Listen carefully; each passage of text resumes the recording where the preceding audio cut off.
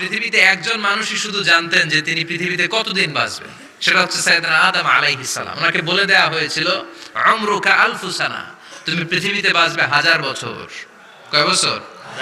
সাইয়েদনা আদমের সামনে অনেকগুলো রূহ রাখা হলো। সাইয়েদনা আদম বললেন, এরা কারা? আল্লাহ বললেন, এরা হচ্ছে নাসালুক, তোমার বংশধর, পৃথিবীতে তোমার পরে এরা পৃথিবীতে আসবে। সাইয়েদনা আদম বললেন, আল্লাহ ওই যে একটা রূহ দেখা যায়, এটার নাম কি? আল্লাহ বললেন, হাদা ইবনুকা দাউদ, এটা তোমার ছেলে দাউদ, সে দুনিয়াতে নবী হয়ে আসবে, তার ছেলে সুলাইমান নবী হয়ে আসবে। সাইয়েদনা আদম বললেন, মাবুদ, আমার ছেলে দাউদের কত বছর হায়াত আপনি দিয়েছেন? আল্লাহ বললেন, 40 সানা, মাত্র 40 বছর, 4 ইয়ার্স, 40 বছর তোমার ছেলেটা বাঁচবে। ও আল্লাহ, আমি বাঁচবো কয় বছর? তুমি বাঁচবে 1000 বছর। সুবহানাল্লাহ। সাইয়েদনা আদম বললেন, মাবুদ, এত ফুটফুটে সুন্দর আমার ছেলে দাউদ মাত্র